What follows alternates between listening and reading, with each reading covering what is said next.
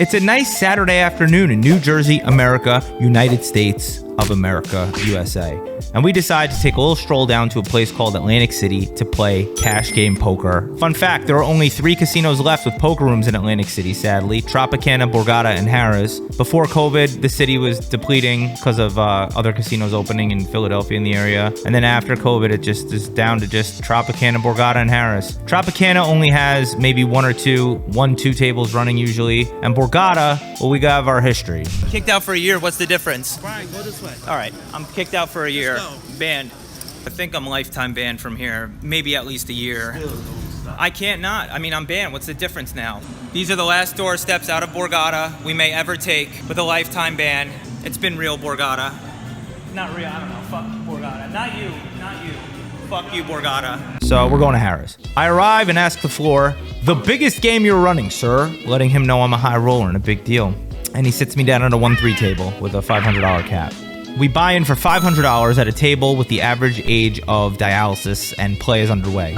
Literally, first hand we're dealt is 7-8 of hearts under the gun. They don't want to give us a chance to set up the vlog proper, but whatever. We raise to $10, plus 1, 3 bets to $30. There are 2 callers. We're shocked, but we're happy that the very first hand with the elderly is a 4-way 3-bet pot, and we have suited connectors. Obviously, we call. So we're 4 ways to a flop, 120 in the middle. It comes ace, 10, 9. Spade, spade, diamond. We check. The 3-better bets $30 into the 120, and the middle position guy jams 69. Nice. And it folds to us. Now, obviously, we have an up and down straight draw, and we want it to continue. But with the flush draw out there, we really have to assume that we often only have 6 outs to make our straight instead of 8. And if the original raiser re-raises when it's back to him after we call, we're screwed. So we have to fold. But it turns out we would have rivered the 6 and won. God damn it. God damn it.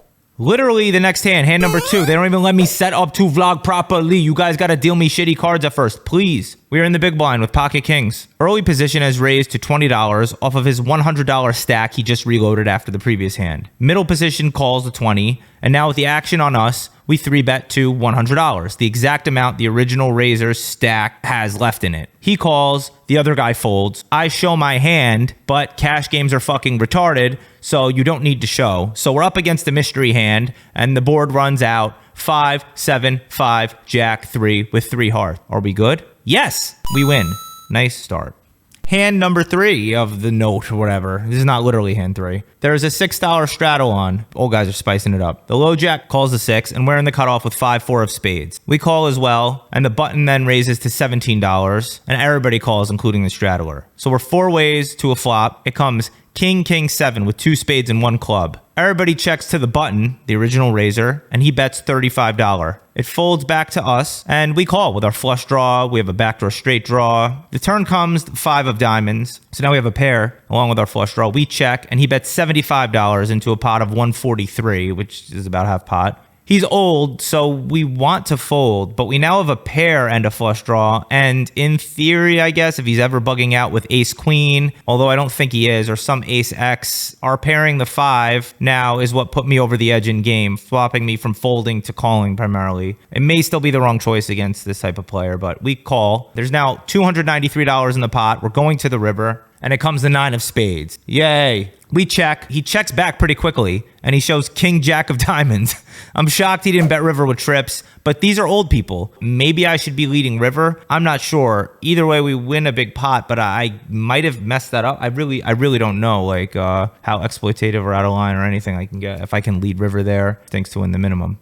Hand number 4 of note. Ace jack in the big blind we have. There's 4 or 5 limpers, and we ain't having none of that fucking old shit, bro. We raised to $18. Folds back to the small blind, who asks me if he should call. I think I said yes. I don't remember, but he does. He agrees.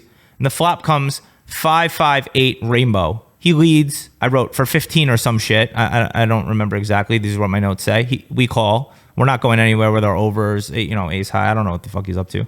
The turn comes a queen. He checks. Obviously with ace high, just no pair, trying to get to showdown. There's no need to bet. I'm good enough of the time. So we check back. And then the river comes a third 5. So it's 5, 5, 8, queen 5. He bets 50.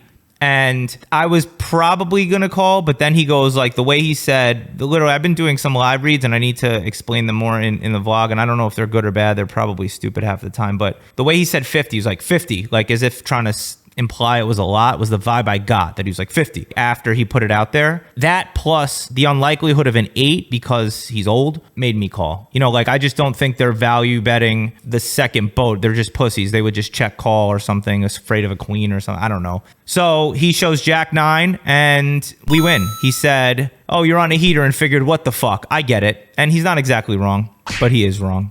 We blow then like $71 on a multi-way pot with top pair with queen 10 on a queen high board, but we fold when shit gets heavy between a flush draw plus pair and a better queen with ace queen. We're now a little bit into the session. We have 660 in our stack from 500. We're up 160 on the session so far. The hijack opens to $10. We're on the button with king 9 of spades. We 3-bet to $30. The big blind cold calls and the hijack calls. So we're 3 ways to a flop, $90 in the middle. It comes queen, deuce, deuce, rainbow with 1 spade. They both check to me and we bet $40. I maybe could even bet smaller. I don't really know. Maybe I could fold out ace highs if they're both bad. The big blind folds and the hijack calls. The turn comes 9 of hearts. We now have a pair. He checks to us and we check. We're only losing to a queen at this point. So this is a good turn for us. So there's 170 in the pot going to the river. And it comes a king. Now we beat 10s and jacks that we weren't beating on the turn. He checks to us and we bet 100 into the 170. He groans and calls pretty quick though.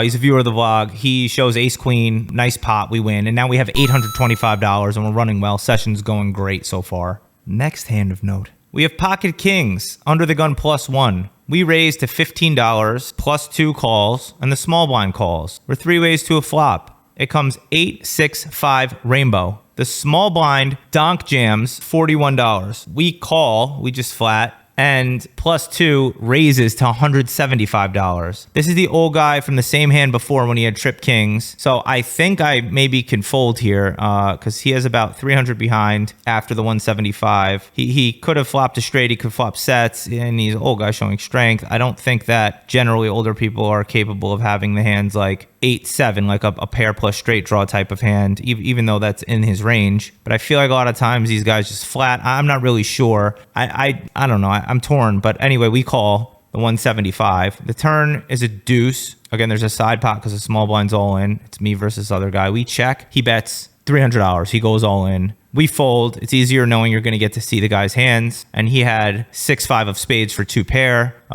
We would have lost. The river was a 3. The jammer had pocket deuces, so he turned suck out on the guy. And anyway, whatever. Back down to $615. Here's a hand I played real bad. Early position is open to $10. The cutoff does a little baby 3-bet to $25. And we decide to cold call. And we go 4 ways to a flop with $100 in the middle. We have king 10 of clubs on the button. The flop comes pretty good for us though. King 8-5 with 2 diamonds. It checks to the 3-better. He bets $32 in the cutoff. We call on the button and the small blind calls. The turn comes a 3rd diamond. The small blind checks and the 3-better bets $121. And now this is probably a clear fold with a guy behind, the flush coming in.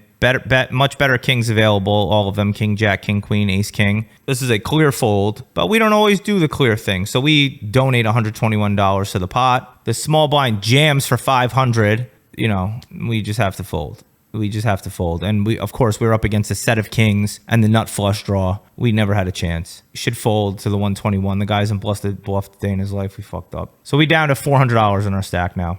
Next hand of note. We have pocket queens under the gun. We raise to $10 and we get 3-bet to $40 by middle position, who has not played a single hand maybe. Maybe he's played 1 or 2 and he's been there for like an hour. So we're nervous-ish, but we decide to call. He has about $200 behind in his stack. So heads up with pocket queens, $80 in the pot. We'll go heads up to a flop of 9-8-3 with 2 clubs, 1 spade. We check. He bets $35. We just call. Then the turn pairs the bottom card, another 3.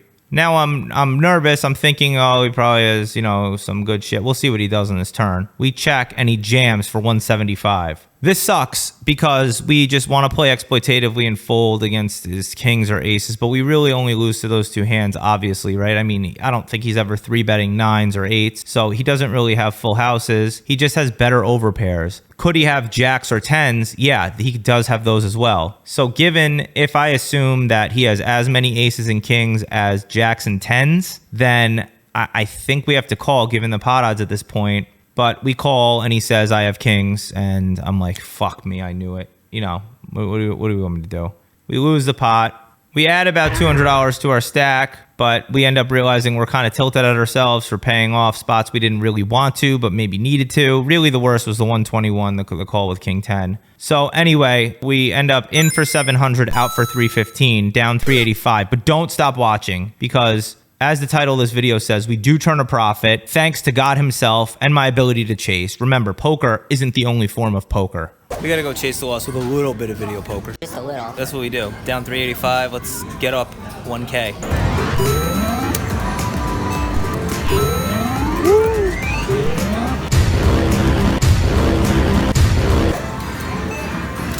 Okay, let's go deuce. Woo! Yes, let's go. That's it. End the vlog. Thanks for watching. Subscribe for more. Fuck your mother. It's been figurative. Don't literally do that. I think it's illegal. But either way, thanks for watching. Yes, this is a reward. I don't know what to tell you. I love y'all. Let's fucking go. Hit the booty bounce on the dance floor. Always chase. Always. I keep telling you guys this.